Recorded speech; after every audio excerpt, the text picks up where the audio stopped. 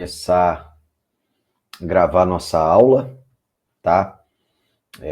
De novo, direto de Marte para vocês, aula 7, tá? De tópicos de programação. Hoje nós vamos fazer uma finalização daquele conteúdo de corretor de finitude, tá? Alguns comentários adicionais, alguns exemplos adicionais, e aí eu já vou começar hoje a partezinha de estrutura de dados, tá? Falando de listas lineares. Bom, vamos lá, sem muita demora, tá? Já deixei aqui aberto para...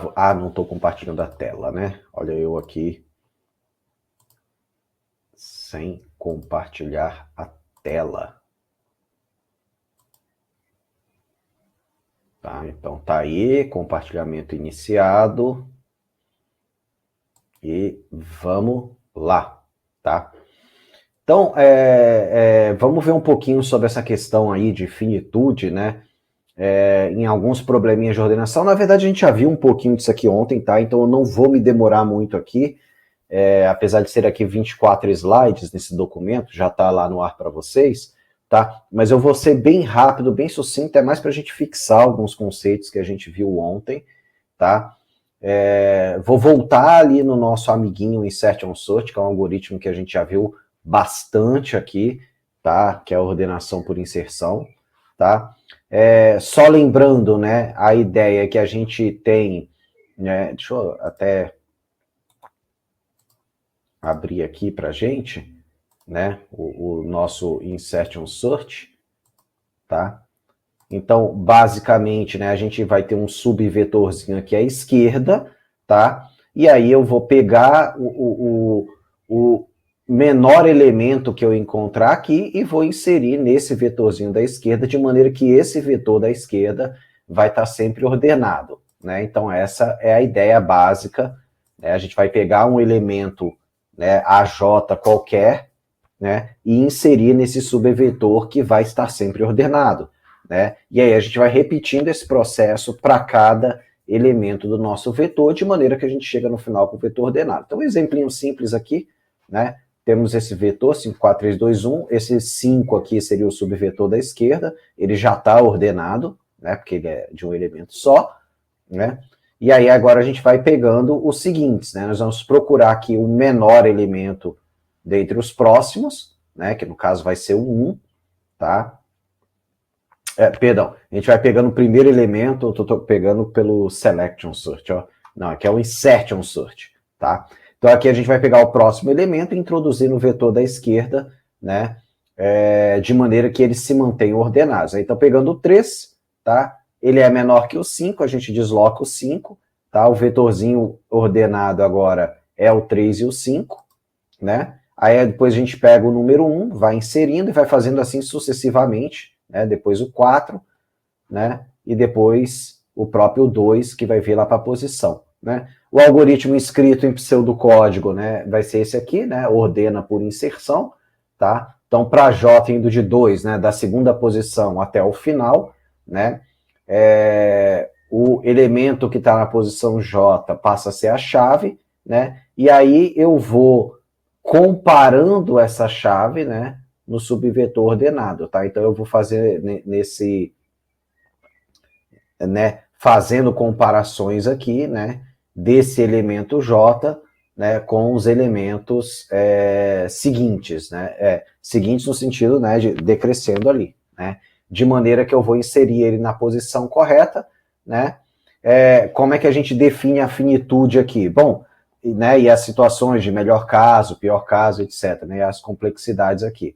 Bom, a finitude é fácil a gente ver, né, a finitude do algoritmo como um todo vai estar aqui, né, tá? A gente sabe que ele vai parar, né, o laço externo, né, vai parar quando a gente chegar no final do vetor, então é lógico que esse algoritmo é finito, né, tá? E mesmo no laço interno, né, a gente tem uma finitude muito bem definida, né, porque também ela é limitada pelo tamanho do subvetor que vai estar à esquerda, né, então a gente também tem uma finitude ali, tá? Então, na linha 5, né, a chave e o subvetor esquerdo, né, que vai estar limitado por esse tamanho aqui, né, naturalmente são finitos também. Tá? Deixa eu pegar uma corzinha mais de destaque, né, e uma espessurazinha mais de destaque, tá? Então, quer dizer, aqui falando isso de uma outra maneira, né, o enquanto da linha 5, o valor de I diminui a cada iteração, então uma hora ele vai ser 1 ou 0, né? Quer dizer, ele vai estar indo da esquerda para a direita, vai diminuindo, então também vai chegar, e o laço da linha 1 para, porque a gente vai ter, né, o final das iterações ali, né? Tá? Então esse algoritmo, de fato, ele sempre para, né? Quer dizer, ele sempre termina. Então esse algoritmo, ele é finito, né? Todos esses algoritmos de ordenação de vetores, né, geralmente a gente consegue determinar a finitude muito facilmente, porque eles chegam ali no tamanho do vetor, né? A variável de controle do algoritmo, né, do laço, né, tá limitada pelo tamanho do próprio vetor, tá? Pela variável n, né? Bom, falamos ontem de invariante, né? A invariante nesse laço, né, é a questão do vetor à esquerda tá sempre ordenado, né? Aquele vetorzinho que fica para o lado de cá, para a esquerda. Esse cara está sempre ordenado, né? A gente já tinha visto isso ontem, né? Então, se a gente vier aqui, né, e mandar ordenar, né, o carinha da esquerda está sempre ordenado.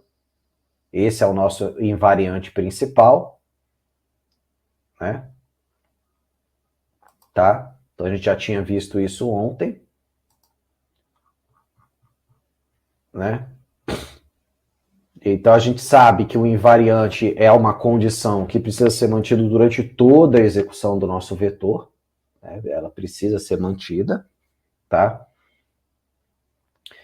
Em alguns casos, tá? Que é um comentário interessante desse slide, tá?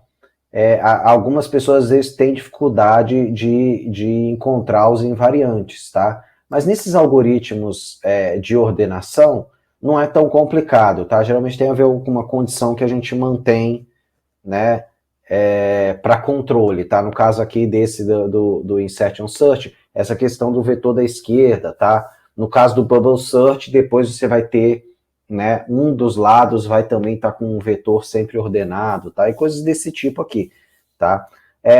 O que complica às vezes é que dependendo do invariante que você escolhe, pode ser que você tenha dificuldade de demonstrar que ele está se mantendo antes, durante e depois, tá? Mas geralmente, se você está com muita dificuldade de fazer isso, talvez você tenha escolhido um invariante inadequado, tá? De toda forma, né, a gente já viu ontem que a prova de corretude do algoritmo, né, tem que ser provado geralmente pelo próprio invariante, tá? E nos casos dos laços, né, é muito fácil demonstrar isso, que aquele invariante está se mantendo, né? E aí aqui, né, nesse caso aqui, né, a gente já falou várias vezes, né, é a questão do subvetor da esquerda está ordenado, tá? Então esse aqui é o nosso invariante, tá? E aí aqui eu não, esse slide aqui, como eu falei, eu não vou demorar muito. Aqui tem mais aquela ideia, né, de você mostrar que o invariante está valendo na primeira iteração, está valendo no meio, está valendo no final. Mostrei isso aqui, inclusive, graficamente, né, o primeiro vetor, né, que é no caso ali o 38, né, obviamente que ele já está ordenado, né, se você caminha aqui algumas iterações depois, né, logicamente o nosso vetorzinho da esquerda, né, continua, né, quer dizer, o durante está mantido, e o depois do laço, que é a própria, né, o vetor da esquerda é igual ao vetor completo, né, e portanto o vetor completo está ordenado, e isso prova a corretude do nosso algoritmozinho de ordenação por inserção, tá? E aí, quer dizer, a corretude do algoritmo de ordenação por inserção, usando a técnica de prova por invariantes, fica clara aqui, né? Então, porque ela é mantida antes, durante e depois, e no final esse subvetor é o próprio vetor, e esse vetor vai estar ordenado, tá? Bom, então isso aqui a gente já viu, né? Existem outros invariantes, tá? Auxiliares, né? Por exemplo, esse subvetor, tá? Tem um tamanho sempre crescente, né? Tá? O vetor, e isso é uma condição que se mantém, né? Quer dizer, o vetor da esquerda sempre é crescente, o vetor da direita é sempre decrescente, né? E aí a gente tem também que a chave, né? No vetor da esquerda, né? A gente sempre vai ter alguns elementos, né? Que são maiores e menores que a chave, mas, quer dizer, como aquele vetor da esquerda está ordenado, a rigor, a gente sabe, né, que a tendência é que os elementos da esquerda sejam maiores, né, a tendência é que os elementos que estão à direita sejam maiores, tá? Então a gente tem, em resumo, né, a gente vai tendo para cada algoritmo desse aqui vários invariantes, tá? A gente vai tendo aqui vários invariantes, né? E esses invariantes, todos eles mantendo suas propriedades ao longo de todo o algoritmo, tá? É claro que a gente tem um que é principal, e geralmente esse invariante principal, esse aqui, por exemplo, do vetor da esquerda, que a gente já tinha visto ontem, tá? Ele de fato me ajuda a provar a corretude do próprio algoritmo, tá? Então, isso é bem legal, tá? Aí aqui falando, né, da complexidade no pior caso, tá? A complexidade no pior caso, né? A gente já tinha visto, tá? A gente tem, né? Qual é o pior caso, né? Ele está completamente desordenado. Eu até tinha mostrado isso para vocês graficamente, posso mostrar depois de novo, né? E isso vai fazer o quê? Se ele tiver perfeitamente desordenado, eu sempre vou executar esse laço completamente aqui, né? E vou ter trocas em todos os passos. Isso que vai ser interessante, né? Eu vou navegar ali e vou ter, né, trocas em todos os passos, né? Quer dizer, o elemento que eu estou inserindo vai ter que percorrer o subvetor da esquerda todo, tá? Eu até tinha demonstrado isso aqui, ó. Vamos fazer um vetor completamente, né? Deixa eu pegar aqui 10,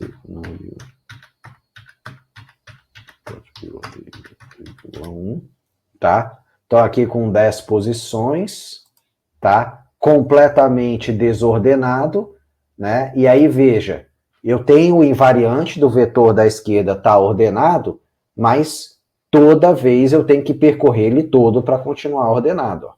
Então esse é o pior caso, né? E aí eu executo todas as linhas em todas as iterações dos laços, tá? Interno e externo, né? Todas as linhas em toda interação do laço interno. Ó. E aqui é fácil ver ali no canto, né? Aqui onde está se mexendo, ó. Em toda vez eu entro na linha interna, né? Ó. Toda vez, ó. Né? Toda vez eu executo ali aquele movimento ali, ó. Tá? E aí, resultado, né? Eu vou ter, né, o pior caso, todas as linhas executadas, né?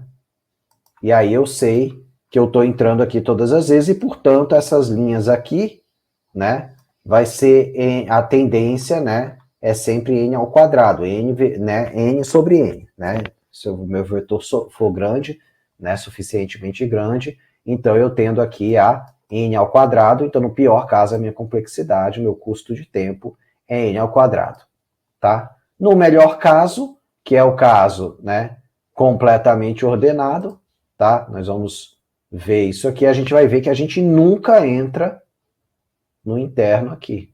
A gente nunca entra nesse loop interno aqui. Então vai ser o quê? Vai ser N, né? Então se eu criar um cara completamente ordenado já, né? Ó, cara completamente ordenado e mandar ordenar, ó, eu nunca entro lá nos internos do loop interno, ó, né? Eu sempre pulo ela, né? Ó. Resultado é sempre N, né?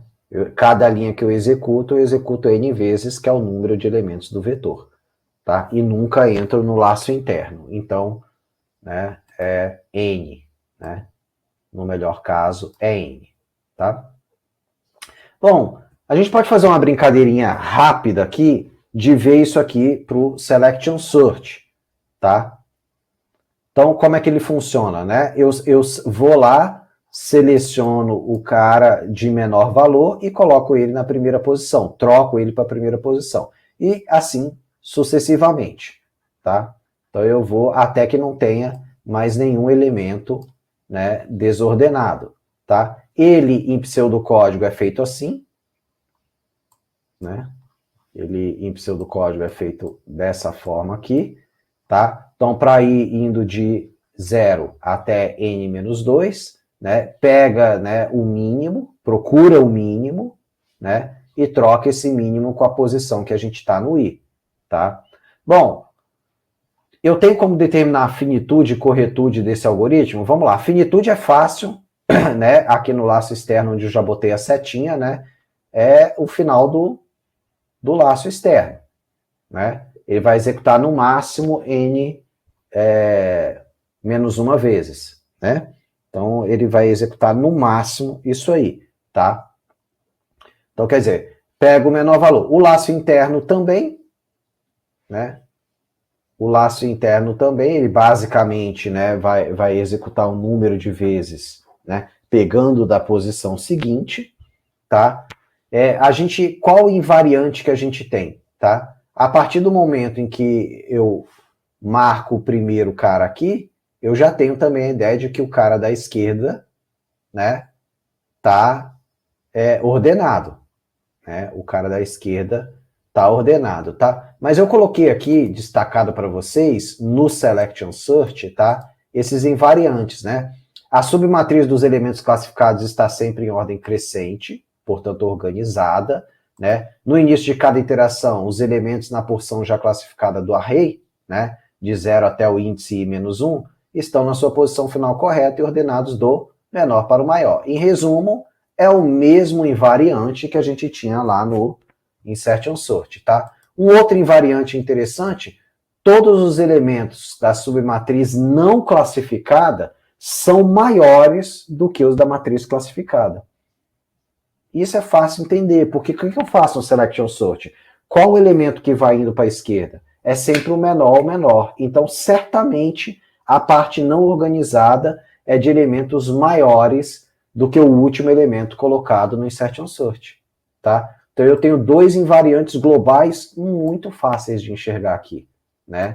No Selection Sort, tá? Então, e aí? Qual seria a situação do melhor e do pior caso?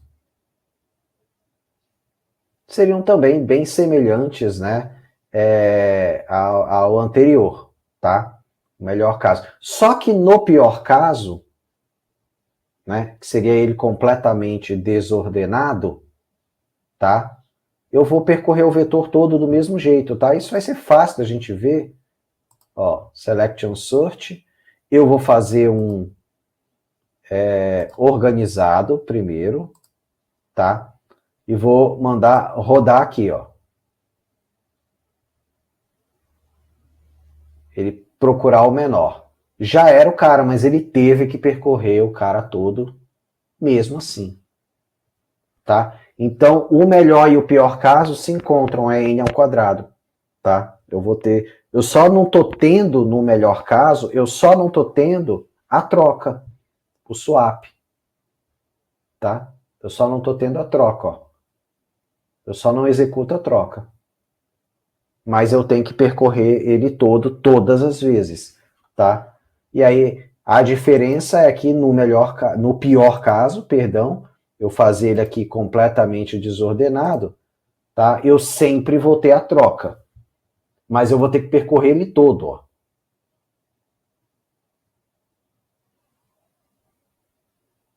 Estão vendo? E aí eu troco o cara de posição. Tá? Mas não, em detalhe, eu ainda faço ali o swap interno de setar o menor número todas as vezes, né? Mas veja, nos dois casos, no pior e no melhor caso, eu tenho que executar praticamente todas as vezes o algoritmo, só por uma quando ele já está no melhor caso, tá? Então, realmente, né, vai ser n ao quadrado para as duas situações, tá? E a corretude? Bom, a corretude baseado aqui, né, nos nossos dois invariantes, né, está garantido, né, pelos dois aqui. Essa condição se mantém no começo? Sim, se mantém, né? O subvetor, a partir do momento que eu coloco o primeiro, né, eu tenho zero ou nenhum antes de começar o elemento, né? Eu tenho zero ali, tá? Então eu não tenho subvetor. Quando eu coloco o primeiro, né, no subvetor ordenado, eu tenho um invariante que vai se manter até o final do algoritmo, e eu sei que todos os elementos que estão na segunda parte do vetor são maiores do que esse cara obrigatoriamente, tá? No selection search. Então eu tenho esses dois invariantes se mantêm ao longo de todo o algoritmo? Sim, de maneira que no final esse primeiro subvetor aqui vai ser igual ao próprio vetor, então o meu algoritmo vai estar correto. Esse cara aqui vai estar com tamanho zero, tá? Mas ele é mantido até o penúltimo, pelo menos, né? Então, a condição se mantém durante a execução do algoritmo. Então, esse cara aqui também me ajuda a garantir a minha corretude, tá? Isso só para lembrar, é claro, né? E eu já tinha dito isso ontem, né? É muito mais fácil a gente enxergar invariantes em algoritmos que têm laços, né? Tá? Mas era só para fixar o conteúdo aqui, tá? Tenho certeza que todo mundo entendeu. Entendemos a relação, né, da nossa querida corretude com o nosso invariante, tá? E aí agora vocês já devem estar craques aí em variantes e corretude, tá? Questão aí de complexidade, a gente já falou bastante na semana passada e ontem, tá? Então aí essa parte aqui, ó, tá todo mundo ok, né? Tá todo mundo ok, tá? Então vamos agora, né, passar. Ah, antes eu fiz aqui, tá? Eu falei que nessa parte eu vou começar a usar C, e aí até para... Eu fiz aqui um selection sort em C, tá? Em C. Deixa eu aumentar um pouquinho, talvez esteja pequeno para vocês, tá? Então aqui eu fiz uma funçãozinha só para trocar os elementos de posição, usando uma variável temporária, né? Então recebo dois números e troco eles de posição, né? Porque o selection sort é o quê? Eu vou selecionar o menor, trocar esse menor com o elemento que eu estou comparando, com a casa que eu estou comparando, né? Aí aqui o selection sort, ó, eu tenho aqui os números, né? O mínimo que eu quero procurar, tá? Que seria o mínimo, né? Entre todo o conjunto. Entro no laço dele, né? Que vai ser desde o índice 0, né? Até o índice n-1, tá? Procuro o menor elemento no laço interno, né? Se eu tenho um elemento que é diferente de i, eu faço a troca, uso aquela função lá em cima, ó. Tá? A função trocar que eu tinha preparado aqui, tá? Poderia ter escrito trocar diretamente aqui embaixo, mas eu quis fazer assim, tá? Porque já para vocês irem se acostumando com algumas coisas que a gente vai usar bastante aqui, tá? Vamos usar o C e vamos usar bastante ponteiros, tá? Eu vou explicar isso melhor mais lá na frente, tá? Aqui uma função auxiliar só para imprimir o vetor, percorre o vetor e vai imprimindo o número, tá? E aqui a main, né? Criei aqui o meu vetorzinho de tamanho fixo, tá? Quer dizer, aqui até que não ficou de tamanho fixo muito claramente, tá? Aqui eu não falei, mas quando eu crio no C desse tamanho, ele tá já entendendo que o número que vai aqui é esse cara aqui, tá? Então, um vetor de 5 posições, né? Tá? E aí o inteiro n, né? O inteiro n vai ser do tamanho de um número, né, inteiro, aqui, tá? Um número inteiro tem que ter o tamanho aqui, tá? Isso aqui eu também vou explicar melhor, esse size off, mas tem a ver com alocação de memória, já vou começar a falar disso hoje, tá? E aí aqui, né, o meu programinha, né, eu pego o array original, imprimo, chamo a função de seleção que eu defini lá em cima e depois imprimo ele ordenado, tá? Então, aí aqui, como eu tô no meu querido Linux, tá? Eu salvei esse programa nessa pasta aí, ó, tópicos 2026, programas em C, tá? Faço a compilação desse programinha aqui no meu GCC, tá? Aí não deu erro, tá? Quando eu chamo aqui o GCC, mando compilar aqui e, né, e ele não indica nada, tá? Ele dá erro, tá? Veja que se eu vier aqui, ó, e quebrar esse ponto vírgula aqui do C, né? Vou salvar aqui, tá? E mandar compilar, ó, ele vai dizer que teve o erro lá. Né? O compilador do GCC está dizendo, ó, tá faltando um ponto vírgula aqui, camarada, tá? Então, né, eu vou pôr aqui meu querido ponto vírgula aqui, ó. Aí agora eu vou mandar compilar de novo, tá? Compilou tudo certinho e aí eu vou mandar rodar, tá? Veja que eu estou usando o GCC, estou compilando o programa, né, selection sort C.C, tá? E estou dizendo que o executável vai receber esse nome aqui, ó, selection sort C. Quer dizer, selection sort, eu botei esse C aqui depois para eu lembrar que é o compilado, tá? Mas se eu quisesse botar qualquer outro nome aqui, eu poderia, tá? E aí eu chamo, né, o meu programinha para rodar aqui na pasta, tá? Então tá lá, ó, o array original, né, e o array ordenado aqui usando nosso selection sort, tá? A gente poderia aqui, tá, a cada passo ter chamado a impressão do vetor para ver ele, né, eu podia ter aqui em cada passinho ter chamado, né, a impressão do vetor para ir vendo passo a passo, tá? Mas eu aqui não fiz isso, peguei apenas o original ordenado, tá? Vocês podem depois, quem quiser aí, eu posso publicar esse código aqui se vocês quiserem, tá? Eu vou até ver aqui, fazer uma enquete rápida. Vocês querem que eu poste esse... Cadê vocês? Ah, tá aqui.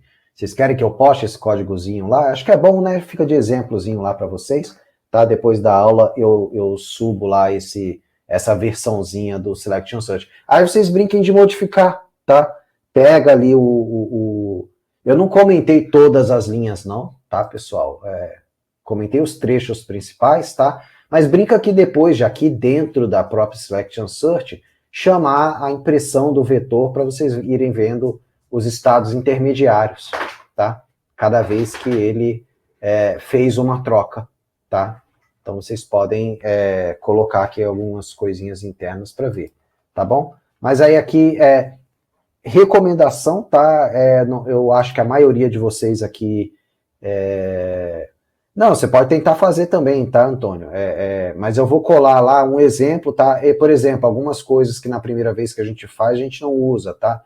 Não é muito comum na primeira vez que a gente faz Selection Search já usar ponteiros aqui, mas eu quis usar aqui para já ir introduzindo algum conhecimento que a gente vai usar na frente, tá?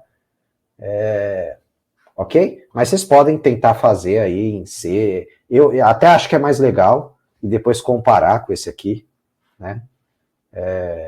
Tá? Mas quem quiser pegar esse aqui, pode depois ir fazendo algumas modificações no programa para ir incrementando ele, tá? Então eu vou botar ele lá depois para vocês, mas já nessa ideia de vocês irem codando em C, tá? E aí o que eu ia falar agora, né? Vocês estão vendo que eu estou usando aqui eu até parei de dar aula para vocês desde ontem usando o Windows, né? Estou usando o Linux aqui, tá? Aluno de ciência de computação tem que usar mais na unha, tá? Vocês são futuros programadores e programadoras, né? Alguns aí serão cientistas da computação mesmo, tá? Então tem que ter coragem aqui para ir usando um compilador um pouquinho fora do tradicional. Inclusive a IDE, entre aspas, que eu estou usando aqui, que é o Geany, né? ela é bem crua, né? Ela não tem terminal aqui, né? Eu estou usando ela bem na unha, né? A única coisa que eu fiz aqui foi tirar aquela visualização original do Genie, né? Que ela originalmente ela vem com essa aqui branquinha, né? Eu particularmente não gosto de programar com tela branca, instalei aqui o tema de tela preta, né? Mas tirando isso, a Udine, cruzinha, você dá um sudo apt install aqui, se a sua distro for baseada em Debian, né? Eu uso aqui o Ubuntu, né? Então é baseado em Debian, você faz lá o seu sudo apt, já está né, nos repositórios oficiais lá da distribuição, né? Então você não precisa grande coisa. Instalou o Genie, né? Botou aqui o GCC, né? Já costuma vir no Ubuntu, tá? Você não precisa instalar o GCC, geralmente. O que você vai precisar instalar, tá, pessoal? Que nesse aqui ainda não estava instalado hoje, eu tive que instalar, foi o Build Essentials, tá? Então, quem for usar o Linux aí, ó, deixa eu mostrar aqui. Ó, isso aqui, tá?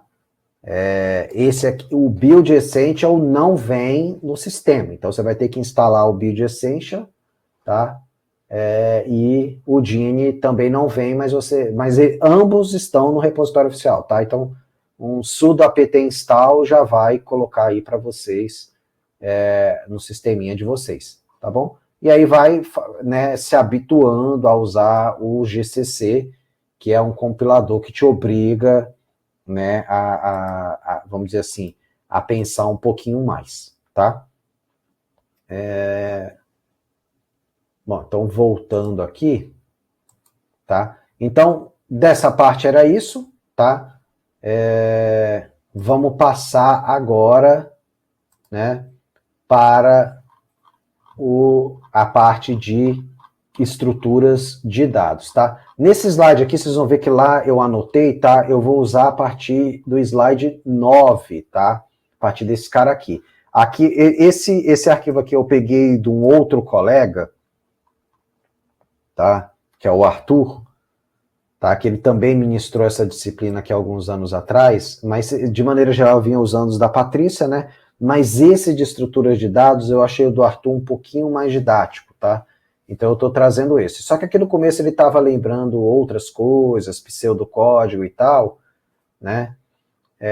Divisão e conquista, que nós já vimos, tá? Então aqui para essa aula 7, tá? Eu estou começando do slide 9, né? Que é onde a gente começa as estruturas de dados, tá?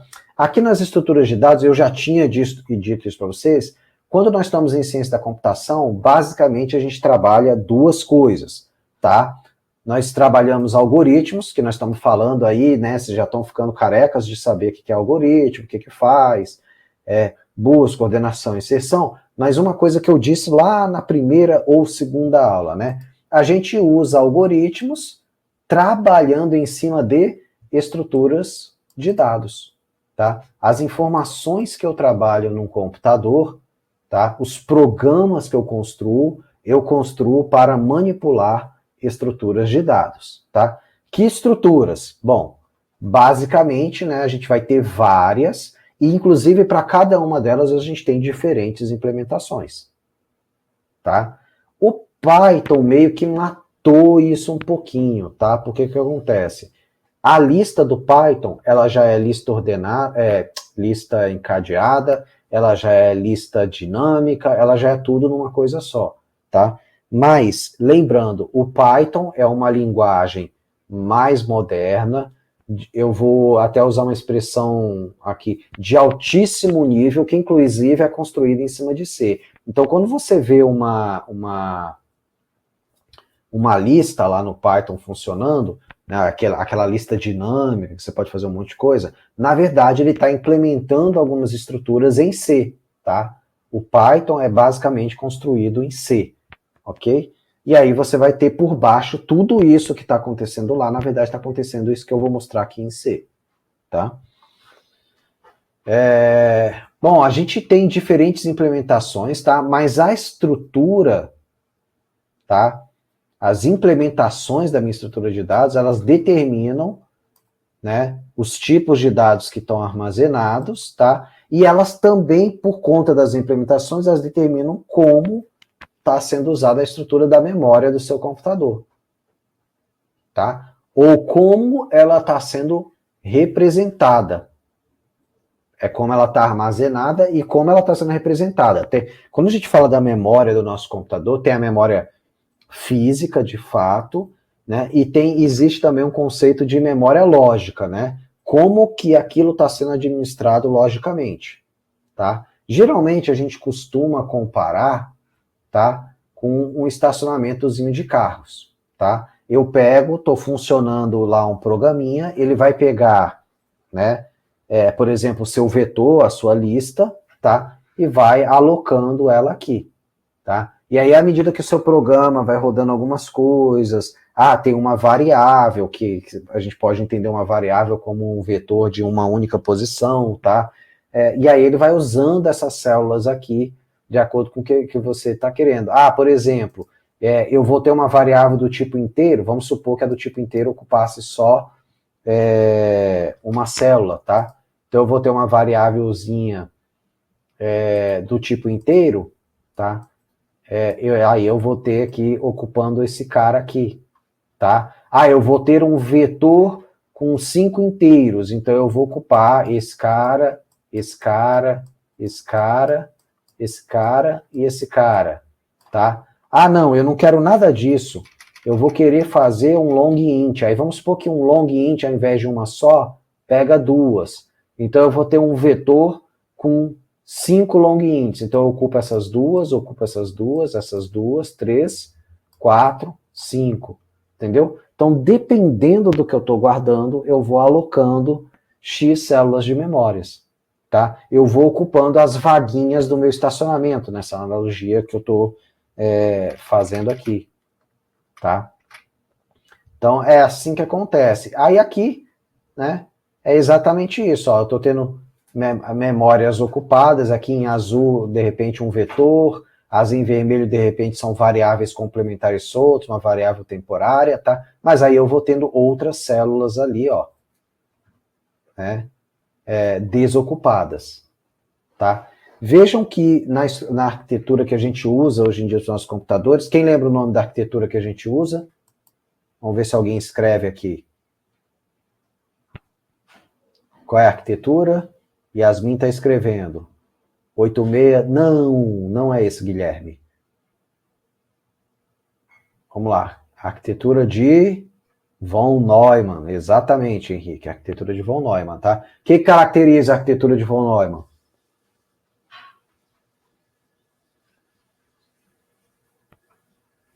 Vamos ver se alguém lembra.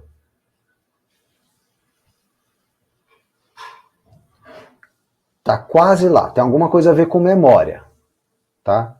Pessoal, a memória é compartilhada por dados e programas, tá? Basicamente, o que o von Neumann fez foi unificar, quer dizer, os nossos sistemas operacionais alocam nos mesmos pentes de memória as instruções, que são os programas, né?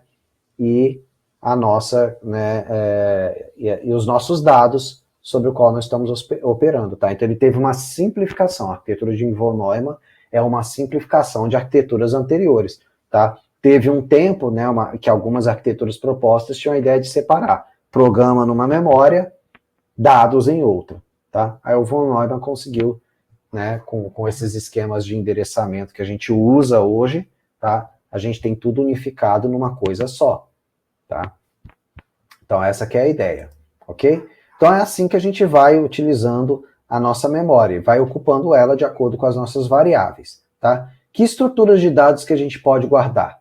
São essas aqui, as listas lineares, as listas encadeadas, ou usando, né, outra expressão, listas ligadas, tá? Quando vocês verem listas ligadas, é a mesma coisa que listas encadeadas, tá? Nós temos as pilhas, que é um tipo especial de lista. Nós temos as filas, que é um tipo especial de lista também. Nós temos os grafos, né? E nós temos as árvores. As árvores também são um tipo especial de grafos. Ok? Em termos lógicos, eu posso dizer que tudo isso aqui é um tipo só. Quem se arrisca a dizer qual desses tipos aqui sintetiza todos os outros? Não, não é o vetor, Guilherme. Tá? É o grafo, tá, pessoal? É o grafo. E eu explico por quê. Grafo, o que é um grafo? Né? Eu tenho vários nozinhos aqui, né? Vou desenhar um grafo aqui, né? E aí eu tenho as arestas, né? Nós ligado né? Tem as ligações, né? Nodos e arestas, tá? Então eu posso ter de todos para todos, posso ter de alguns para alguns, tá? Isso aqui seria um grafo, tá? O que é uma árvore? A árvore é um tipo especial de grafo, né? Que eu tenho níveis hierárquicos, tá? Então aqui, por exemplo, uma árvore binária, tá? Então isso aqui é uma árvore binária. Então a árvore fica comprovado que é um tipo especial de grafo, né? É um tipo especial de grafo. Então isso aqui é fácil de ver, né? Mas aí você fala, pô, professor, mas você acabou de me dizer que todos os outros se resumem a grafo. Eu posso ver a minha lista, ó, como um grafo de ligações apenas num sentido. Isso aqui é uma lista, concordam? Mas isso aqui também não pode ser um grafo? Pode. Aí se for fila, tá? O que caracteriza uma fila? Ah, eu só posso retirar por um lado e colocar, né? Retirar por um lado e colocar pelo outro. Ah, o que é uma pilha?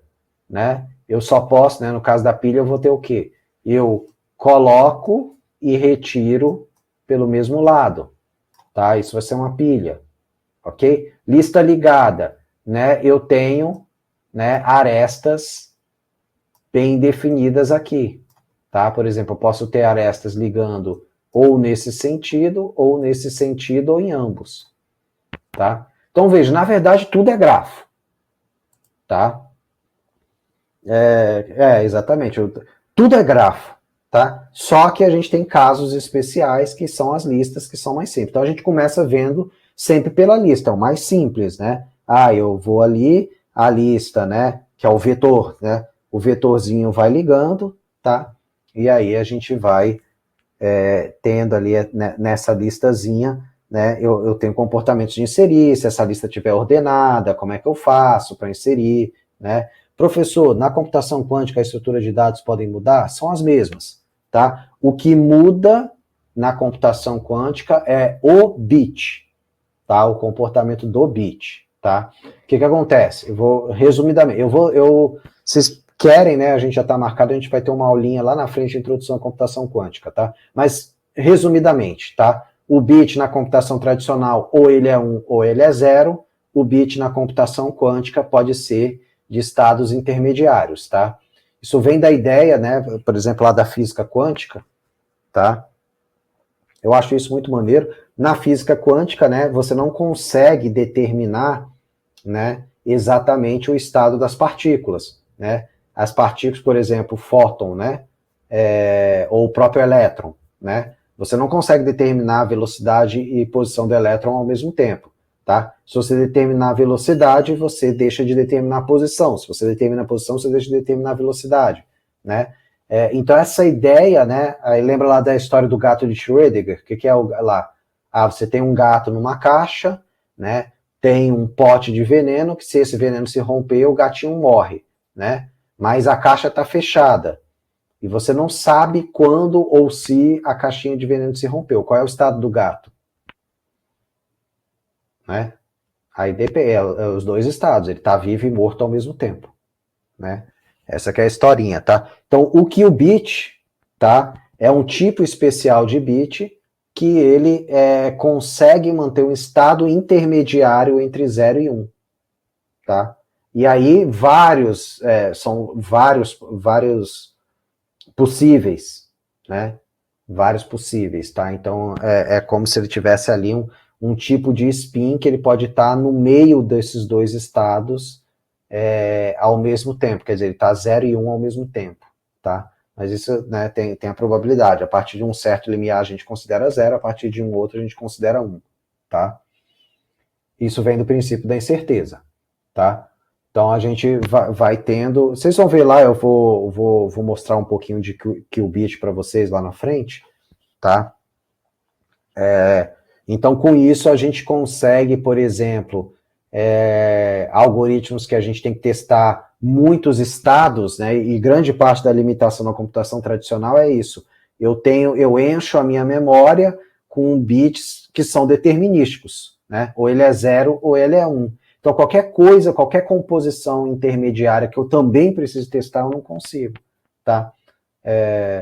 E aí, o que acontece? Como eu posso, na computação quântica, testar esses vários estados na incerteza ao mesmo tempo, né? Eu consigo rodar algoritmos que eu levaria anos, eu consigo rodar eles em poucos segundos, tá? Porque eu tenho essa possibilidade de rodar dentro de uma intermediação, aí tem uma questão de probabilidade dele cair num estado também, tá? Mas basicamente é isso, né? O qubit, portanto, ele não representa uma informação puramente binária, né? Ele na verdade, um qubit representa muito mais informação do que um bit tradicional, tá? Essa que é a grande vantagem da coisa, né?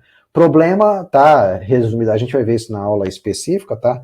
Mas o problema é que com a tecnologia atual, esses qubits perdem a informação muito facilmente, tá? É muito difícil você manter, antes do algoritmo terminar de rodar, às vezes o qubit perdeu o estado que ele estava processando, tá? Então a gente tem uma taxa de erro nos bits muito grande, quer dizer, ao mesmo tempo que ele representa muita informação, ele tem uma taxa de erro mais alta, ele perde o valor mais rápido, né? E aí, como é isso? E aí, como ele está, por exemplo, o que a gente faz muito, né, na computação tradicional quando um bit se perde, né? A gente tem os bits, né, de paridade, né? E aí, com os bits de paridade, tipo o que tem no CPF, né? Que é o dígito verificador ali no final, é como se fosse um valor de paridade, né? A gente consegue ver se o que estava antes está correto, né? Então, na computação tradicional, a gente usa bastante essa ideia de bit de paridade, porque se um dado se corromper, a gente, com um bit de paridade, a gente sabe corrigir ele. Na computação quântica, eu não tenho essa possibilidade, porque o próprio qubit, né, representa várias informações, né? Aí eu tenho que usar outras técnicas para corrigir isso aí, tá? Mas a gente vai ver isso, vai ter uma aulinha específica disso, tá? Vai ser mais lá para o final do curso, tá? Mas vem do princípio da incerteza, tá? E quem foi o cara que teve a ideia do computador quântico, tá? Foi o Richard Feynman, tá? E ele estava correto numa afirmação que ele dizia que né, hoje a gente avança no conhecimento da física e do universo com simulação computacional, né? Eu estou estudando uma galáxia que está lá do outro lado do universo. Eu não tenho como acompanhar a evolução dessa galáxia ao longo de bilhões de anos, né? A gente só vive entre 70 e 100 anos, vamos botar aí, né? Então, não tem como, no tempo de vida de um cientista, ele estudar isso aí. Então, como é que a gente faz? A gente coleta dados e faz simulação computacional, tá? E aí, para elementos moleculares e de física quântica, tá? Eu não consigo fazer essas simulações porque eu tenho muita informação, né, para processar, tá? E aí o Richard Feynman dizia, né, que você só conseguiria simular sistemas quânticos se a gente inventasse um computador quântico, tá? E foi a partir dessa afirmação que foi inspirada a computação quântica, começou ali nos anos 90, tá? Mas ainda não teve o avanço que se gostaria, tá? Extremamente caro ainda, tá? O cenário provável daqui a, vamos dizer, uma década, mais ou menos, tá? A gente vai ter a computação quântica no mundo corporativo, né, para grandes empresas, principalmente para as empresas de tecnologia, né, prestando serviço para as megas corporações, mas pessoas comuns como nós não vai usar a computação quântica no dia a dia tão facilmente, tá? A gente vai continuar usando a computação tradicional, até porque ela atende às nossas necessidades pessoais, Então, o cenário vai ser os dois ambientes computacionais convivendo aí no restante do tempo que existiu humanidade, né? Tá? Então, o cenário provável... E daí que eu digo, você vai ter que aprender, os cientistas da computação vão ter que aprender os dois paradigmas, tá? Então, para aquilo em que a computação tradicional não consegue trabalhar, que são principalmente essas coisas muito científicas, tá? Física, fisicoquímica, né? Modelos astronômicos e tal, ciências de maneira geral, né? E aí entenda, né? Isso vai ter impacto, medicina, etc, etc, tá? Essas coisas, elas vão depender muito da computação quântica, tá? As universidades e tal, né? Vão usar isso aí muito mesmo, assim, né? Então aí com certeza daqui a um tempo, mesmo o governo brasileiro com atraso que nos é peculiar, né? Vai ter que investir bastante em computação quântica para as nossas universidades, para terem pesquisa na qual vale a pena botar o dinheiro de pesquisa que a gente coloca, né? Senão a gente vai ficar muito atrás, tá? Mas esse é o cenário, tá? É uma área interessantíssima, tá? E aí, para quem quiser se embrear, tá? Já começa a cair assim de cara nos livros de álgebra linear, tá bom? Tem alguém aqui que tem interesse nessa questão de computação quântica? Começa a estudar a disciplina de álgebra linear, que depende muito daquilo ali, viu? Tá? Para a gente entender os algoritmos, etc. Tá? Bom, voltando aqui, tá? Então nós temos aqui essas estruturas, tá? E aí elas vão valer... Tem outras além dessas aqui, pessoal? Tem, tá? Não tá aqui, tá? Mas a gente ainda tem as matrizes, tá? Matriz, né? O que seria uma matriz? Seria listas de listas, tá? A gente pode entender dessa forma, uma lista de listas, né? A matriz, ela pode ter 2 dimensões ou mais, né?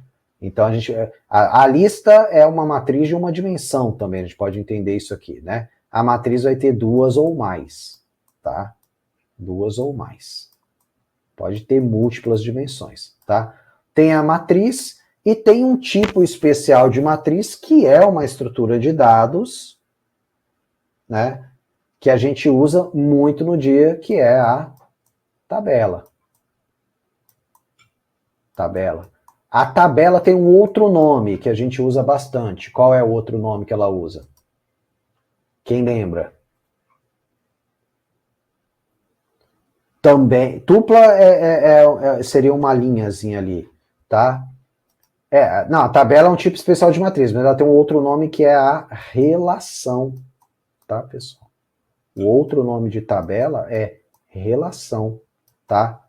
E daí que a gente tem o modelo relacional. Quando a gente fala, quem já ouviu falar nessa expressão banco de dados relacional? Banco de dados de tabelas, tá? E além disso, a gente tem nele ali os relacionamentos, tá? As tabelas fazendo relacionamentos nos bancos de dados, mas modelo relacional significa modelos de tabelas, tá? Isso é claro que muito dessas coisas, né, tem ligação com as traduções que vêm da língua inglesa, tá? Porque tudo, nas ciências em geral, a língua é inglês, né? A língua é inglês, né? E aí a gente vem com os nomes, se traduz, algumas traduções não ficam muito boas, né? E essa palavra relação é uma que me parece esse caso. Por quê? Porque acaba ligando com a ideia dos relacionamentos, né? Que estão nos bancos de dados, de tabelas, tá? Mas que não é o centro do foco. A estrutura de dados é a tabela, tá? Ok? Então, a matriz relacional não é a forma mais eficiente de representar conexão. Matriz relacional. Eu não entendi bem o que você quer dizer, tá? Mas basicamente a conexão se dá por relações entre tabelas, tá? Isso, a tabela relaciona, né? você tem uma tabela de relacionamentos. Eu acho que é isso que você está falando. Existem algumas tabelas focadas nisso, tá? Bom, voltando lá para o nosso cara, né? Então, essas seriam as estruturas de dados, tá? Essas seriam as estruturas de dados como um todo, tá? Lembrando, né, que a matriz, né, determina esse cara aqui, tá? A tabela, tá, seria uma matriz também, no sentido de que as linhas, né, são as instâncias e as colunas, né, são um tipo de dado específico, tá? E aí, quer dizer, eu estou tendo uma lista, cada linha da matriz é uma lista não homogênea, né? Não homogênea, quer dizer, naquela linha ali eu posso ter caracteres, números, números em ponto flutuante, etc, etc. Tá? Então essas seriam aqui as estruturas. Então tudo que a gente faz de algoritmo é para trabalhar com coisas desse tipo aqui. Né? Trabalhar com coisas desse tipo aqui. Ok? E aí a gente vai trabalhando os dados, a gente organiza nessas formas aqui. Tá? Lembrando que eu tenho, né, as matrizes e as tabelas que a gente não colocou aqui, mas que são casos especiais, né? Quer dizer, a matriz é uma lista de 2 ou mais dimensões e a tabela é um caso especial da matriz, né? Que seria uma matriz não homogênea, onde cada índice da matriz está reservando, né, uma informação específica, que tem nome, né, é indexada, por exemplo, como os dicionários lá em Python, tá? Então, cara, isso é muito legal, esse negócio aqui, né, eu acho muito fera, tá? Só não acho mais fera que a astronomia, mas eu acho muito fera. Bom, e aqui para a nossa continuidade, tá? Nós vamos começar com esses caras aqui, as listas lineares, que são os arrays, tá? E as listas ligadas ou encadeadas, tá? O que seria isso aqui? Seria uma coleção de dados armazenada em espaço contínuo, a princípio, pelo menos logicamente, você tem que entender que é no espaço contínuo, tá? A lista, ela tem um tamanho fixo, a princípio, tá? Tamanho fixo se ela é um array, tá? Se ela é um array, tá? E aí, se ela for uma lista encadeada, a ideia é que eu possa, inclusive, manipular esse tamanho, tá?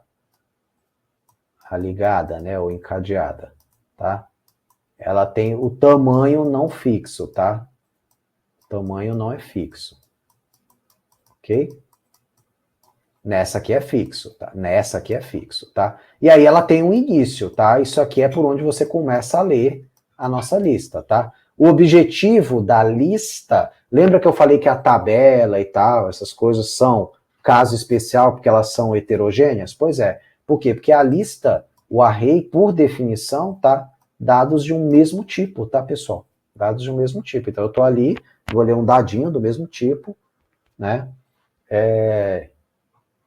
Quer dizer, se eu tenho ali uma lista de números inteiros, todos os números daquela lista são números inteiros. Se é ponto flutuante, né, número real, todos vão ser float. Se é caractere, e assim sucessivamente, tá? E aí, olha só, a gente representa em espaços contínuos e esses espaços são numerados, são indexados, tá? Veja que a gente usou, né, isso aqui em tempo todo, ó, aqui as indexações aqui embaixo, ó, tá? A gente está indexando isso aqui o tempo todo, né? Bom, aí vem aqui, né? Um exemplozinho, tá? Eu tenho aqui uma lista de tamanho 6, tá? Eu inicio na posição 0, tá? Ao longo do curso, né, a gente vai usar a posição 0, mas por quê? Por que a gente está usando posição 0 na posição inicial? Veja que no pseudocódigo eu uso 1, tá? Mas a gente está usando aqui 0, principalmente para ligar com a nossa querida linguagem C, tá? Que indexa de 0. Aliás, não só a C, no Python também indexa de 0, tá? Tradicionalmente, a posição inicial a gente indexa de 0, então a gente vai começar a falar aqui de 0. Então tá aqui um exemplo, né? Eu tenho um vetor de 6 posições na memória do computador. Esse aqui continua, tá? Então aqui tá parando no 7, mas você vai ter lá a 1000 lá, né? 0x1000, tá? Mas vamos lá. Então aqui, ó, como eu determinei um vetorzinho de tamanho fixo de 6 posições, então tá aqui, só consumiu, né, essas 6 célulazinhas da minha memória aqui, tá? Aí como é que eu determino o array aqui, ó? Então, eu tenho aqui a minha lista em C, né? Quero um array de inteiros, eu determino o tipo, eu determino o tipo aqui, tá? Dou o nome para o meu array, e aí eu coloco os elementos aqui nele, tá? Colocando chave e tudo aqui, ok? Aí, por exemplo, né? Você pode colocar aqui, ó, né? Um nomezinho dele, diz aqui que ele é um vetor, tá? Aí coloca ele aqui, ó, com 6 posições, tá? Então define o tipo, identifica que é uma lista linear, cada elemento pode ser acessado usando, né, o seu índice, tá? Então como é que eu vejo aqui? O nome do vetor com o índice para acessar esse número aqui, tá? Lembrando, isso aqui está com tamanho fixo, né? Vai estar na memória, aí eu coloco os meus numerozinhos aqui na memória, tá? Né? Aí, ao ser colocado na memória, né, ele vai ocupar um espaço aleatório, no sentido de que ele vai pegar células contíguas, ele vai procurar lá na memória do seu computador um espacinho, né, que a gente a princípio não sabe qual é, mas ele vai procurar colocar essa lista ali pertinho, tá? Agora, a posição na lista não é necessariamente a posição em memória real. Não quer dizer que eu tenho 6 posições, ele pegou lá de 1 a 6 na sua memória. Tá? Ele pode pegar a célula 500 milhões, não sei quanto lá. Tá? Então, e aí pode ser que o seu sistema operacional, inclusive, quebre isso aqui, tá? Por alguma necessidade. Ele precisa fragmentar esse vetor em posições diferentes da memória, tá? Por isso que eu falei que o funcionamento de que é contíguo, a princípio ele deveria ser sempre assim, mas às vezes ele é um funcionamento lógico, tá? Ela precisa botar um pedacinho num lugar, um pedacinho na outra por algum motivo, tá? Somente listas muito grandes, né? Então esse tamanho é fixo, o array é fixo, né? Eu já tinha dito isso aqui. E como isso aqui é fixo, tá? Como é fixo, pessoal, algumas operações podem custar caro. Caro como? No sentido de algoritmo mesmo, tá? No sentido algorítmico, tá? Por exemplo, eu quero inserir, eu tenho um vetor ordenado e eu quero inserir o dado na posição correta. Caramba, não é fixo? Então, por exemplo, eu não tenho como aumentar aqui, a não ser que eu tenha definido o vetor com mais posições e só ocupe algumas delas. Tá? Por exemplo, eu determino que ele vai ter 10 posições e aí eu só ocupe 6. Aí eu consigo colocar um cara lá dentro. Tá? Um outro exemplo aqui. Tá? Então eu tenho esse cara aqui. Para eu conhecer o primeiro elemento, eu tenho que procurar por esse índice. Para eu pegar o terceiro elemento, com 2. Para eu pegar, né, a soma de 2 elementos. Tá? Então eu posso ir fazendo essas coisinhas aqui. Tá? Um outro exemplo, um vetor de... aqui, um que não é com número, tá? Colocando com caracteres. Tá? Aí, pergunta, isso aqui vai funcionar? Em C. Esquece o Python, tá? Não, né, pessoal? Porque essa soma aqui, a princípio, no C, está definido para números. Então, isso aqui, a princípio, não deve funcionar no seu compilador em C. Vou até depois fazer esse programinha lá, tá? Agora, vamos lá. Vamos fazer algumas operações aqui, tá? Nesse cara ordenado aqui. Primeiro, né, como inserir elementos de forma ordenada. Eu até já fiz um programinha aqui também para isso, tá? Inserção num vetor ordenado. Tá? Então é esse cara aqui, né? Deixa eu ver como eu salvei. Seção vetor ordenado ponto C.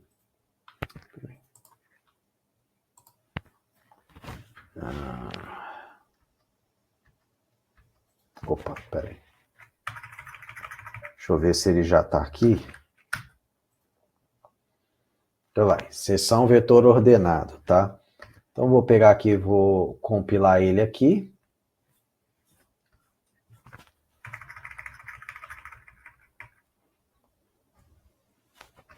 Inserção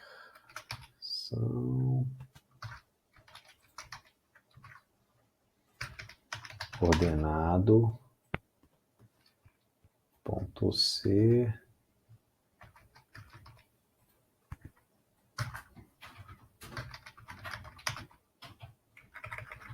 ordenado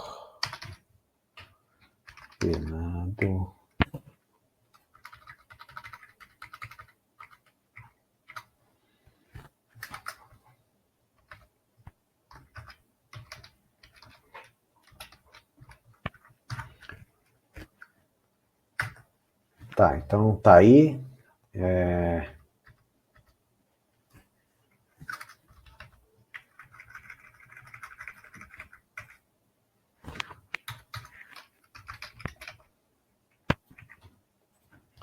Seção vetor ordenado, tá?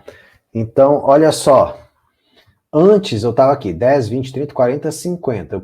Eu quis introduzir o 25. Tá? Depois eu vou mostrar aqui em detalhes no código, tá? Aqui ele teve que fazer, ele foi navegando no caso do final, e aí eu vou explicar por que do final, tá? Aí ele foi, 25 é menor que 50? É, então passa para o próximo. 25 é menor que 40? É, então passa para o próximo. 25 é menor que 30? É, então passa para o próximo. 25 é menor que 20? Não. Aí ele vai e insere aqui. Tem que ir movimentando esses caras aqui, né? Para ele ir fazendo cada avanço desse aí, tá? Olhando aqui no código, ó, então vai lá, inserir, né? Aqui é só o auxiliar para imprimir, ó. Então tá aqui os elementos, né, do vetor, tá?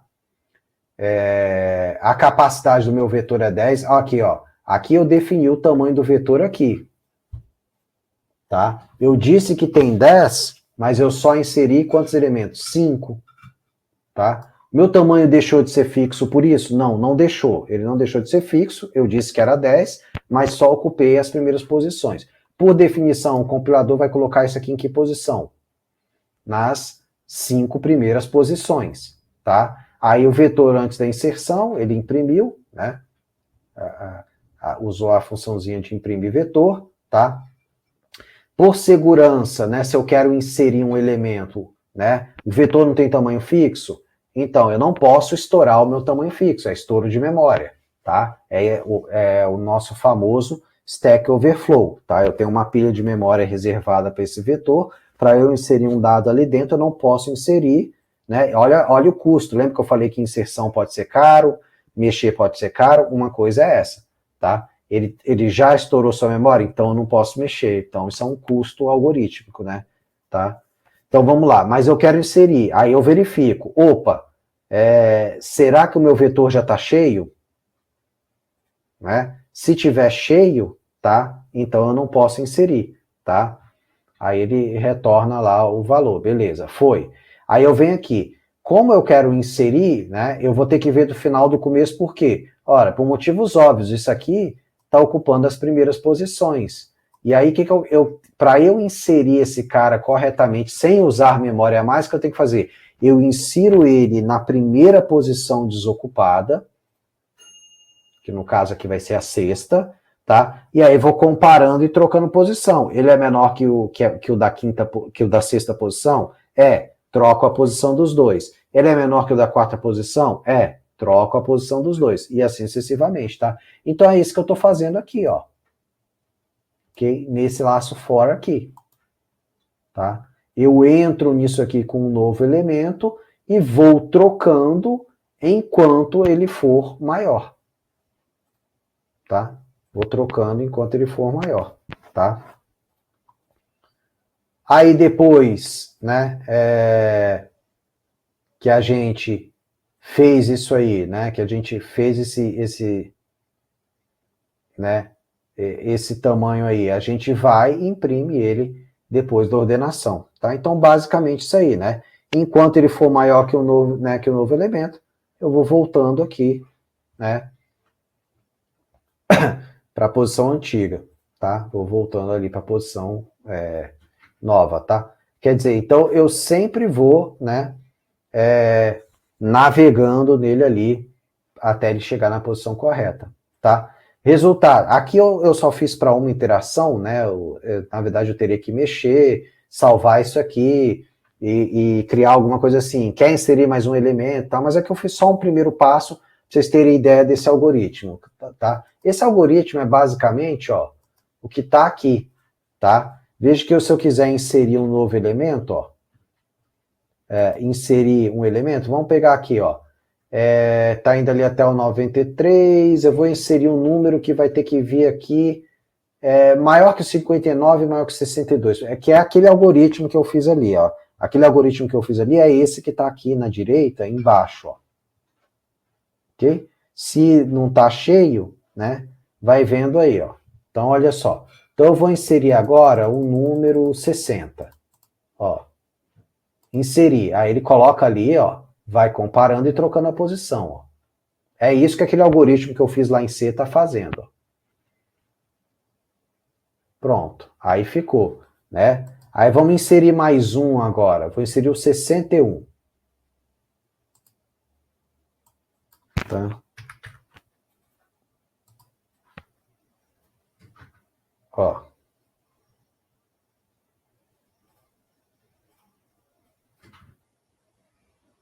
Fazendo a troca, não precisa mais. Aí agora ainda vai caber, ó. Vou inserir o próprio 27 aqui.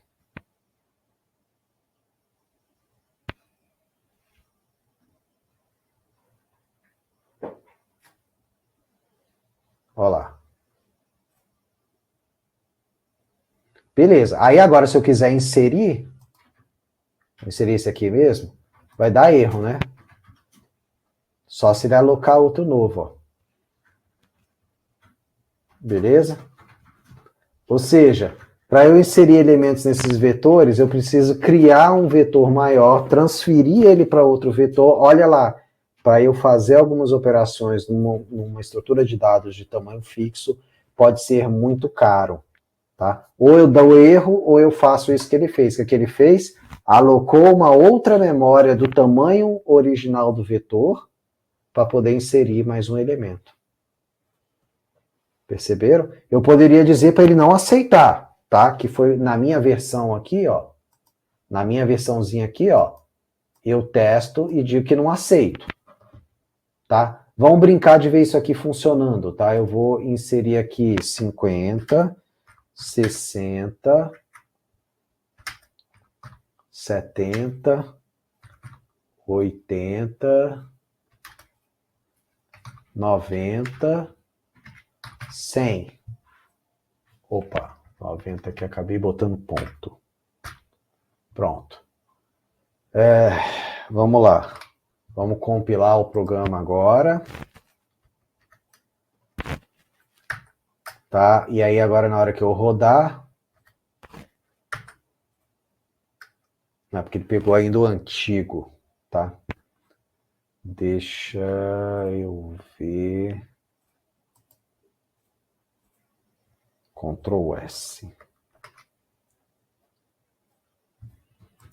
Por algum motivo ele pegou o antigo de novo. Deixa eu tirar aqui um ponto vírgula para ver se eu estou pegando na mesma pasta, tá, pessoal?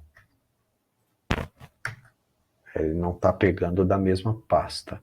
Inserção, vetor ordenado, ponto C.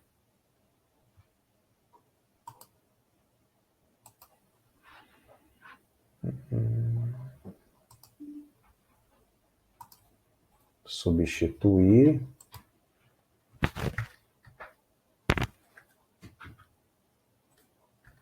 Pronto. Agora a gente viu que está pegando... Esperado uma vírgula ou ponto vírgula aqui. Pronto, ele achou lá. Tá, Ctrl S. Agora vamos lá. Compilou, e agora na hora que eu rodar, não sei o que está havendo aqui, ele está pegando o mesmo vetor. Deve estar com alguma coisa no cache, tá, pessoal? Está pegando alguma coisa no cache aqui da memória. Que não era para ele aceitar. Já entendi aqui. Esse int-n está enganando ele aqui. Tá, Ctrl S. Eu tinha que ter feito isso aqui pegando o tamanho do vetor. Vou fazer essa melhoria para amanhã. Ó, aí agora vai dar o erro, né? Tá aí, ó, vetor cheio, tá? Então, vetor cheio ali, ok? Então, quer dizer, ou eu não consigo, ou eu teria que fazer como ele fez lá no Visualbo, né, de criar uma nova estrutura para colocar, e que é caro, porque ele acabou pegando, você vê, ele automaticamente acabou pegando uma estrutura vetorial do mesmo tamanho, ele dobrou o tamanho da ocupação de memória, né, algo até ilógico, eu não teria feito assim, né, para poder garantir, né, que vai receber os elementos, tá? Bom, então aqui eu coloco outros exemplos, né, tá? A inserção, né, se a ordem deve ser mantida e o tamanho da lista é fixa, como fazer para inserir um novo elemento, né? Ao se inserir um novo elemento, como garantir a ordenação geral, tá?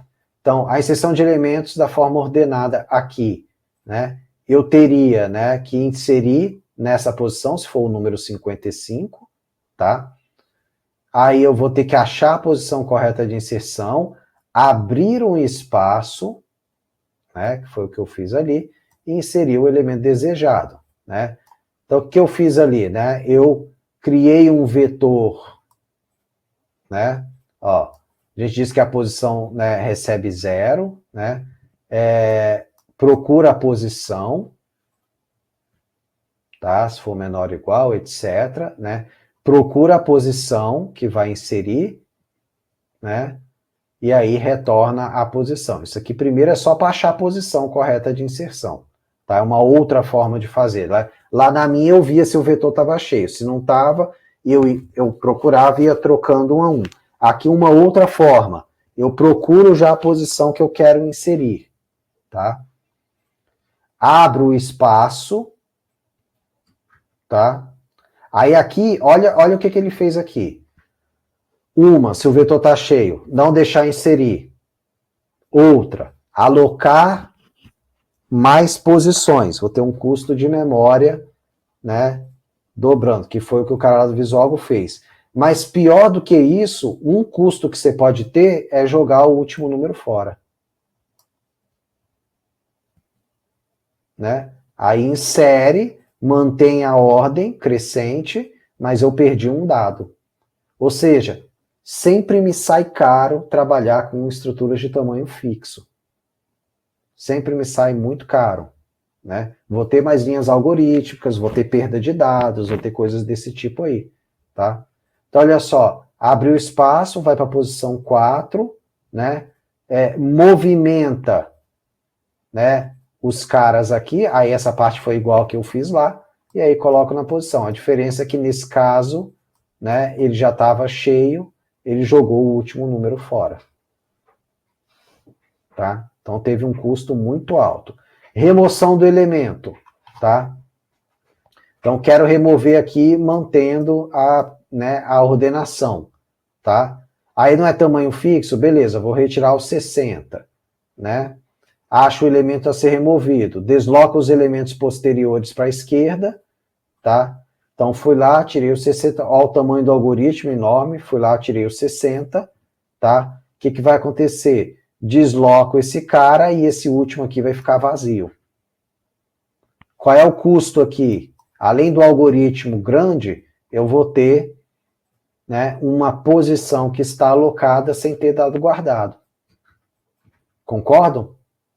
Não é um custo? Pessoal, quais são os limitantes que a gente tem na computação? Tempo e memória, tá? Aí se eu pego, aloco uma posição na célula que eu não vou usar mais, né? Era isso lá, Adriana. Eu estava contando só até os 5. Na verdade, eu tinha que ter pego ali, Adriana, eu tinha que ter pego fixado com base no tamanho alocado do vetor. Isso ali eu fiz correndo esse programa. Essa versão aqui eu fiz hoje à tarde, tá? E aí tive a ideia de pegar o N braçalmente, ele está errado. Certo é pegar pelo tamanho do vetor, tá? Então, que já estava definido lá, 10, eu pegar quantas casas eu tenho ocupado. Tem maneira de fazer isso aí, tá? Eu faço a correção aí para amanhã ou depois. Tá? Mas olha só agora aqui. Eu alocar uma posição e não usar, tá? É uma coisa gravíssima, que eu vou estar tendo uma alocação de memória, tá? Eu impeço o meu sistema de usar essa memória para outra coisa e eu não estou usando. Tá? Ou seja, gente, a gente já está vendo que o array, embora ele seja muito simples da gente navegar nele, ele é extremamente simples, a operação de navegação dele, né? Eu tenho acesso direto, tá? Eu tenho essa qualidade dele, porque basta eu dizer o índice. Eu quero pegar o valor que está na bilionésima posição. Coloca o índice 1 bilhão, ele vai lá e chega direto. Né? Porém, tá? Apesar de eu não ter esse acesso sequencial, que é uma coisa muito boa, por outro lado, ela tem um custo que muitas vezes eu acabo tendo alocações de memória desnecessárias. Olha a solução que o Visual usou lá. Ele alocou outro lance de memória, ficou aquela pilha lá vazia, alocada, impedida de ser usada pelo sistema. Perceberam? Vocês estão percebendo o custo? Tá? Professor, mas hoje em dia a memória é muito barata. Não, tudo bem, eu sei que tá? Mas pensa que muitas vezes esse algoritmo vai estar rodando num cenário onde, apesar de eu ter muita memória, eu ficar desperdiçando ela não é legal. Perceberam?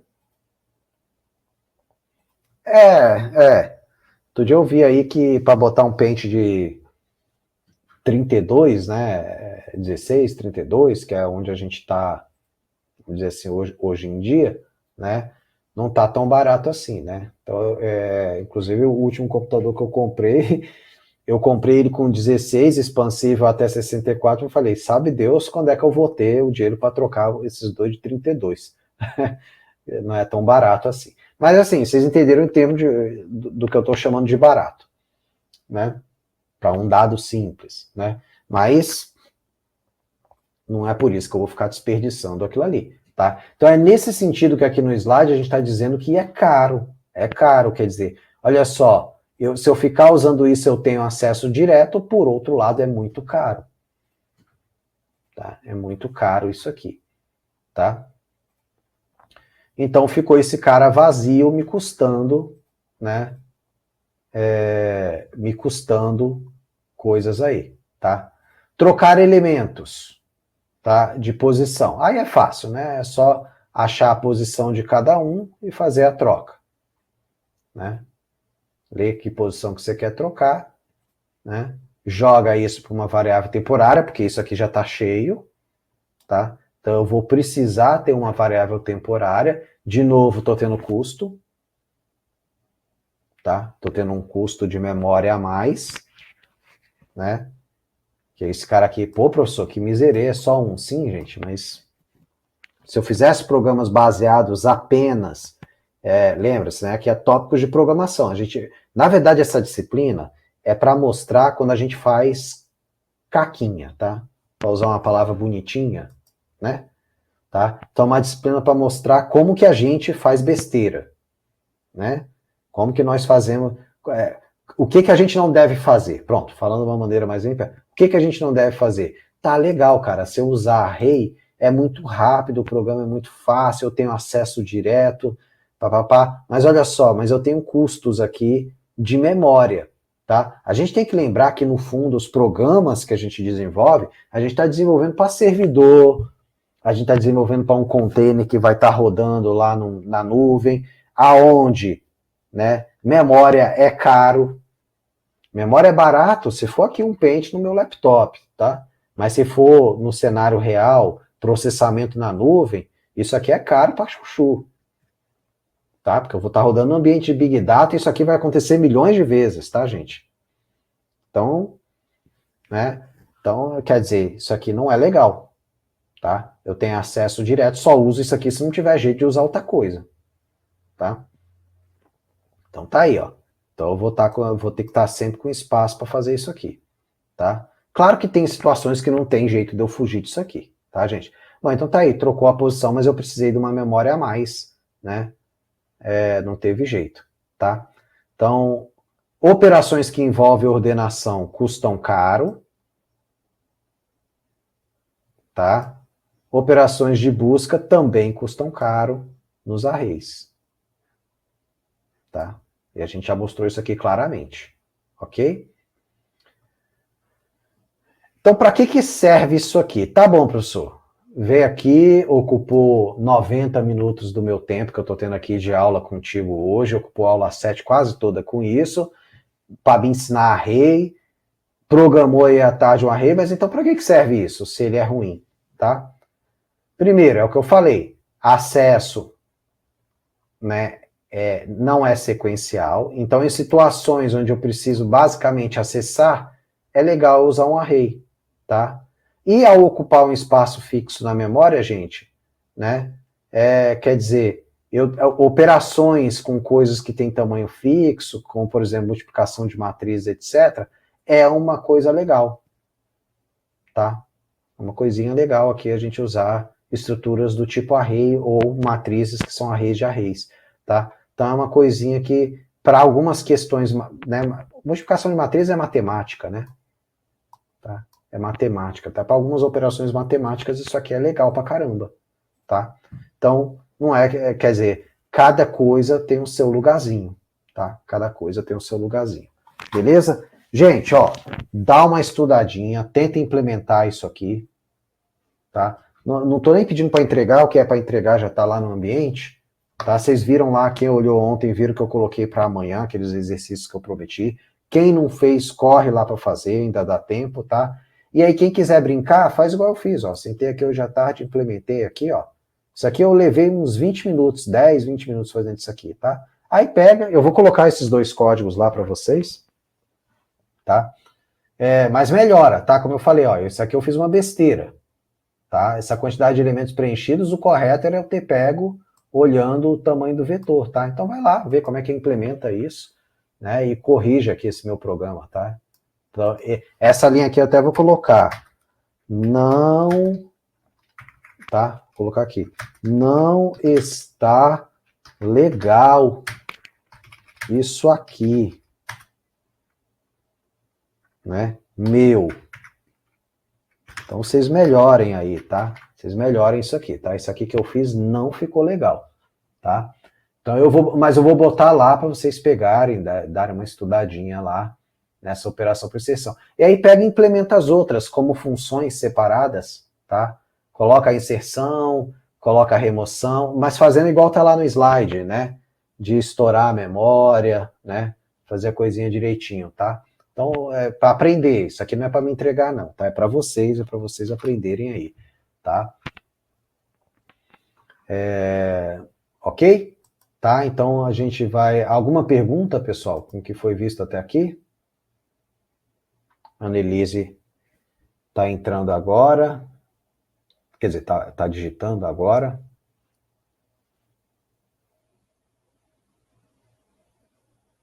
Professor, a atividade 1 está ativa. As atividades que são para entrega, tá ali, 1, 2, 3, 4, 5, 6, Annelise, eu botei até amanhã, tá?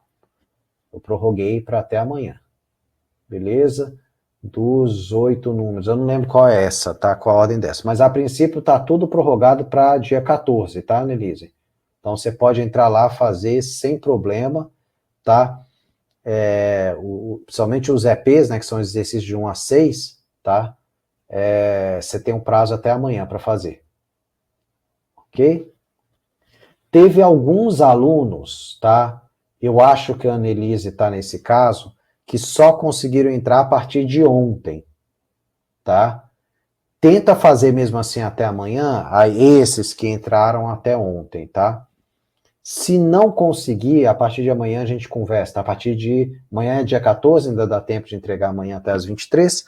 Então, aí a gente ali hoje é terça, então a gente veria ali na quinta, tá? Alguns casos especiais não foi um grupo pequeno não, eu acho que foram 6 alunos só conseguiram entrar a partir de ontem, tá? Professor, atualmente é possível criar novas estruturas de dados? Mas eu não vi ninguém fazendo, tá? Parece que o que a gente tem já tem atendido muito bem, tá?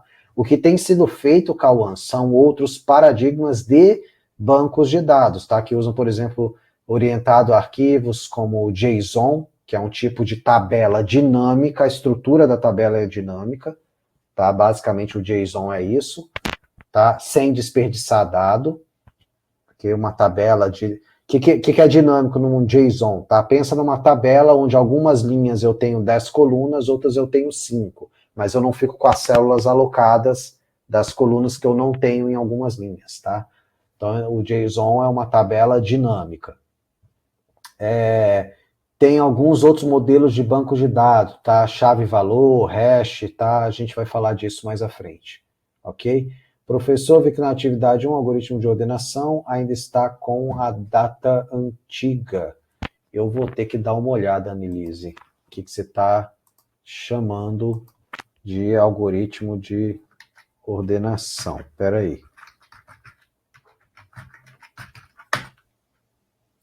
Espera aí que eu digitei errado minha própria senha aqui.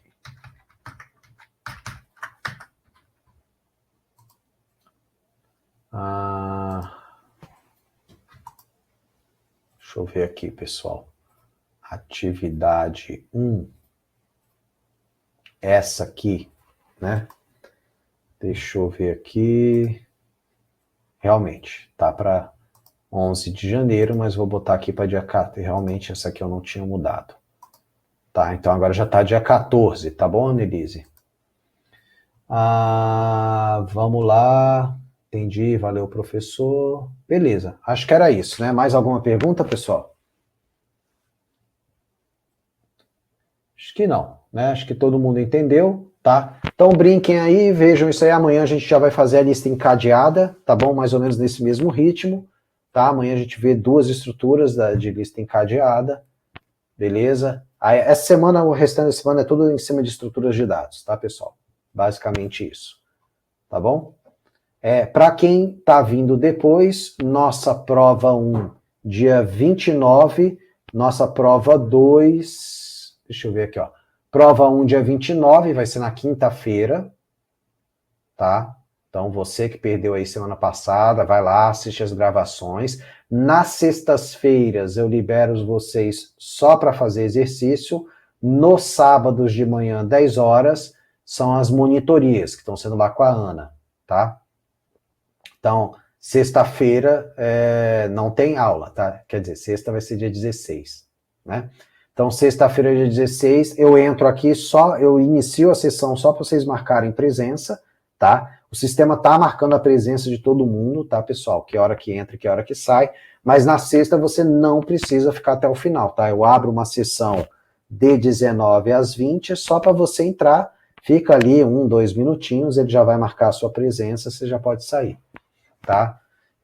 Então, na sexta não tem aula, eu concedo o horário para vocês fazerem exercício. Por quê? Tem uma parte considerável aqui dos alunos que trabalha durante o dia, acaba não tendo muito tempo, tá? E aí eu concedo a sexta à noite para o pessoal ir colocando os exercícios, os estudos em dia, tá? Então, as aulas de sexta-feira, que é aula 5, aula 10, 15 e assim sucessivamente, tá? São aulas de exercício. Dia 29, prova 1, e a prova 2, tá? Vai ser no dia 12, tá? Que dia 13 acaba, tá bom? Dia 13 acaba, tá? Então serão 2 provas, tá? Então, como é que é feita a prova, tá? A gente entra aqui na sessão, vai estar publicado um arquivo, tá? Vocês entram no ambiente, aliás, não é nem na sessão, tá? Vocês entram no ambiente, vai estar lá, a prova vai estar liberada no ambiente para vocês entram, pegam a prova, é para fazer à mão, tá? E colar lá no ambiente o PDFzinho da sua resolução, tá? Basicamente vai ser isso a prova, as duas, tá? Então vão estudando aí. Detalhe, tudo em cima do que está sendo dado, os exercícios e do que eu coloco aqui nos slides, tá? Do que eu mostro aqui na aula, tá? Não vai ter nada de fora. Apenas a prova que será feita à mão? Isso. Não, tem alguns exercícios, às vezes eu coloco lá, que é para colar alguma coisa à mão, tá? Mas de maneira geral, a maior parte dos exercícios tem sido feito em códigos, tá? Quem faz os códigos é para colar os códigos lá, né? Alguns têm até correção automática, tá? Então, vão fazendo aí os exercícios assim, tá bom? Mas a prova não, a prova vai ser toda à mão, tá, pessoal? Vai ser... beleza? Então tá, então retomando essas informações, porque teve esse grupo aí, mais ou menos uns 6 alunos que só conseguiram vir a partir de ontem, tá? Professor, sobre a entrega das atividades, é só colar o código, isso, exatamente, tá? Não, se você conseguir colar lá diretamente, tá, já tá valendo, tá? Mas alguns não conseguiram colar, aí eu falei para mandar o PDF, tá?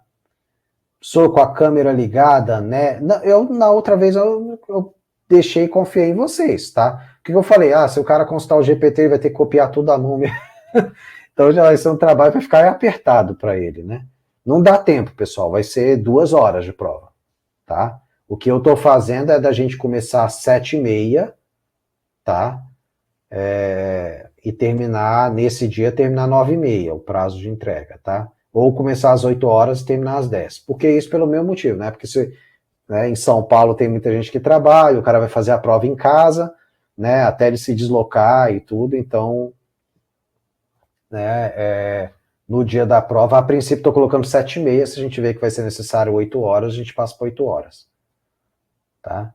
Mas é a mão. Eu nunca fiquei olhando prova na câmera ligada não, tá, Isla? Mas pode ser uma boa ideia, ó, tá? Mas de todo jeito é isso aí, pessoal. Tá bom? Mais alguma pergunta? Então é isso aí, galera. Boa noite para todo mundo, tá? E até amanhã às 19 horas. Vou parar a nossa gravação. Tchau!